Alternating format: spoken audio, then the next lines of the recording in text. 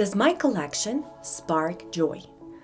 It depends. Hi, welcome to The Art of, a place where I ended up with older and growing makeup collection, and today I want to share with you the solutions I come up to solve that problem. So the joy factor depends on the category.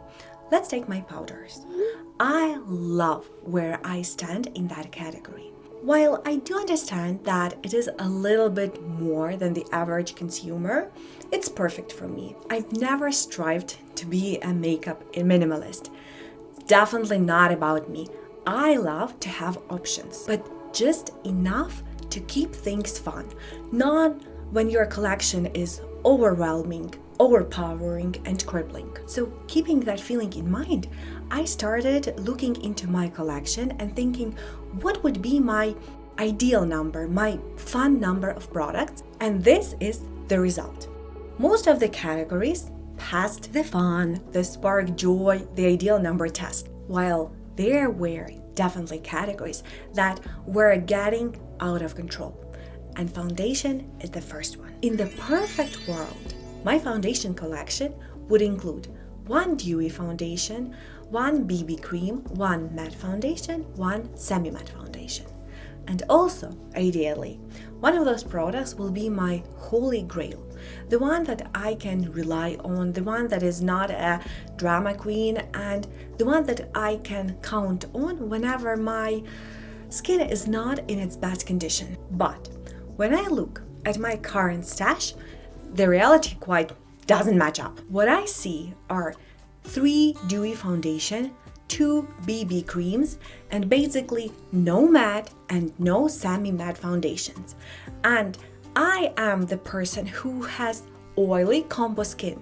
So how did I end up with 3 dewy foundations? This category is complete opposite to what I would love to see there. On top of that, the foundation that is supposed to be my holy grail, my reliable one, is currently in my project pan. Not only because it is one of my favorite one, but because it is also one of the longest. So I want to get the best use out of it. So I would love for my collection to lean more towards something matte, something semi-matte, something that is more better for me instead of swimming in the glow. Next up, lipsticks. Once again, I'm totally okay with the variety in this category. I love it. But if we are talking about my ideal collection, it's not catching up. For instance, I would love to have more pinks, different shades and temperatures of pinks. And do you think I have any? No, I don't have. The only nice pink lipstick that I have, I used to save for special occasions until it nearly expired.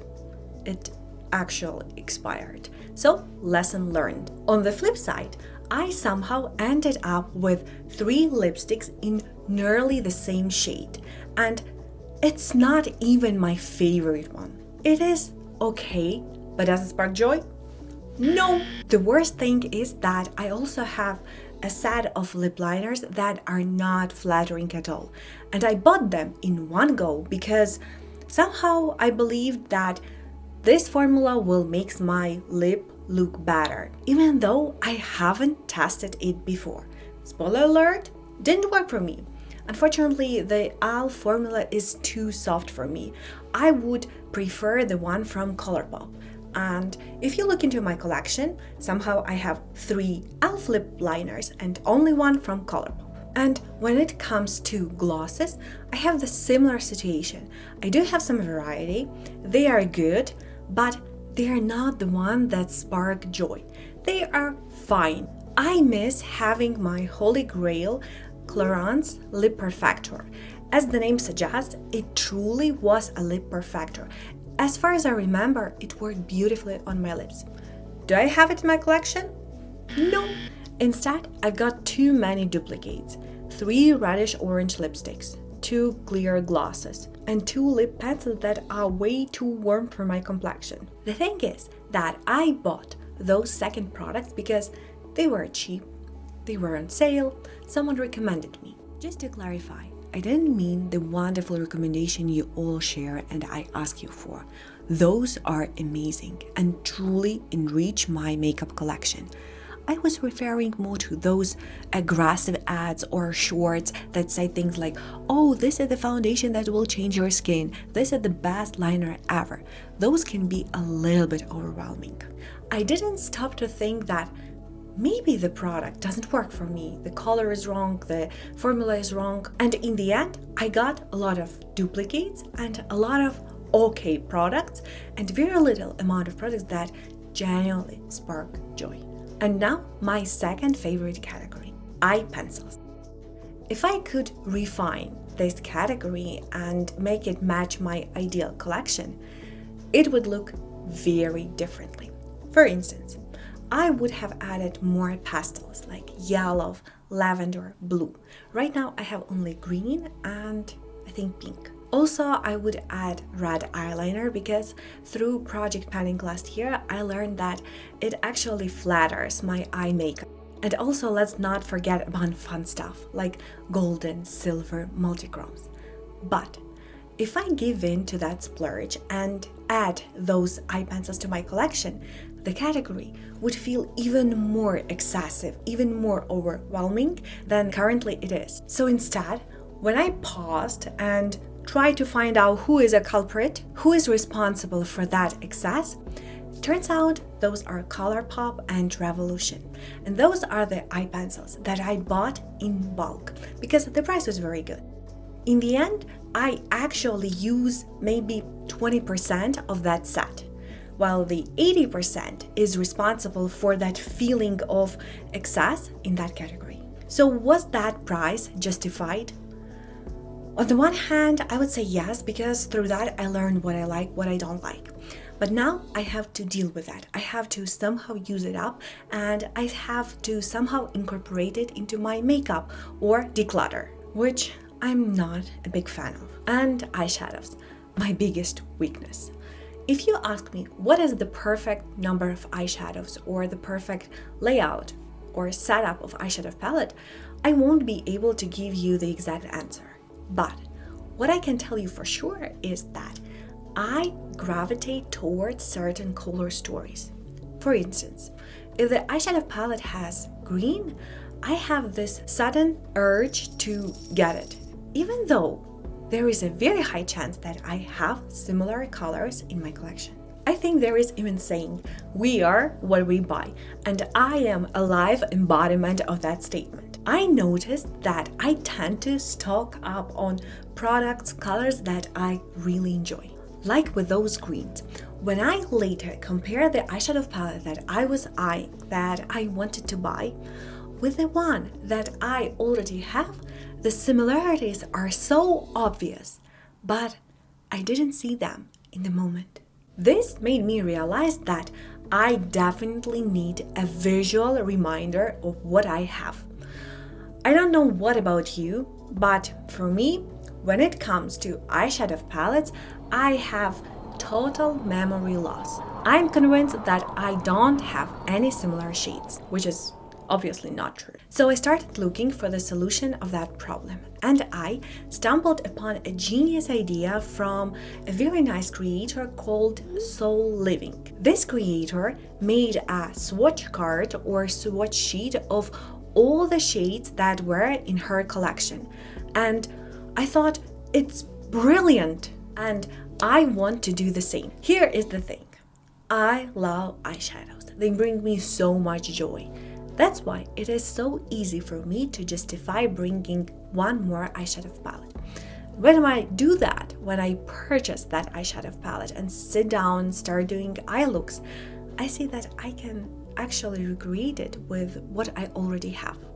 So in order to avoid giving in to that initial splurge, I think it is better to pause, revisit my collection, and check with my swatch sheet to see what I really have. And maybe it's better to focus on the colors, on the shades that can fill in the gaps in my collection and bring me joy, for instance, multichromes. That section in my makeup collection grew the most, and I'm totally fine with that because every week I use at least one of those eyeshadows, and they bring me so much happiness. So why not to focus on that? I clearly have a pattern. I fall for sales, discounts, trends, and recommendations. All these influences, external influences, made me question whether I really know what I like. It feels like I've been letting those external circumstances decide what I should buy, rather than making those decisions for myself internally. The best way I see how to address this issue is to pause, reflect, and really evaluate both my collection and my preferences. And in order to give myself the space to do that, I decided to go on a 6 months no buy. I'm not going to buy any makeup related products for at least half a year. Instead, I want to focus on using what I have and rekindling with my collection, getting that creative spark back. Right now, my makeup collection is not completely out of control, but it's not exactly where I want it to be. The aim is not to cut it down, narrow it down, because I'm not makeup minimalist and I'm not planning to be one. I want to curate it so it can better serve my makeup preferences, and I want to create a very good, reliable, solid base. So right now is the best time to do that. By focusing on intentional usage, being mindful, and not bringing new stuff, I can stabilize those problematic areas and use the products, enjoy them while they still last. In order to do that, I'm planning to bring 2 more projects on top of my no-buy year. And I will create a separate dedicated videos for each of those products where I will explain more details and more rules. The first one is 25 in 2025. This means that on top of my project plan items, I plan to finish 25 additional makeup products. And the second one will be no pan left behind. The goal is to use every eyeshadow in my collection and reconnect with that category. Because during 2024, I realized that at least 4 of my eyeshadow palettes have not been used at all. And that is just the number that is off top of my head. If I get a deeper dive into my inventory, the number might be higher. So I want to change it. The decluttering is not an option for me because I don't think it's as effective. It's just a temporary cure. I want to reframe my relations with my makeup. I want at least these 6 months to be about rethinking my collection, about understanding why I am drawn to certain shades, certain colors, certain palettes. I want to bring more of my favorite products while slowly phase out the ones that are just okay. Also, as you know from a very few videos I've posted on this YouTube channel, I love DIYing and upcycling things. And this year, I want to nurture this part of myself. Last year, unfortunately, I abandoned a lot of projects, and this year I want to finish them because DIYing is something that I really love to do. And as you can notice from the name of this YouTube channel, it is art up, it's not makeup. So I want to try to do at least one crafty video, very beginner friendly. I'm not at that level yet. Once a month, maybe even just for myself. And these are my plans for this upcoming makeup year, maybe the first half of the year. If you have any thoughts, feel free to drop them down in the comment section below. I would love to chat with you there. Thank you so much for spending your time with me. I'll see you next time. Bye!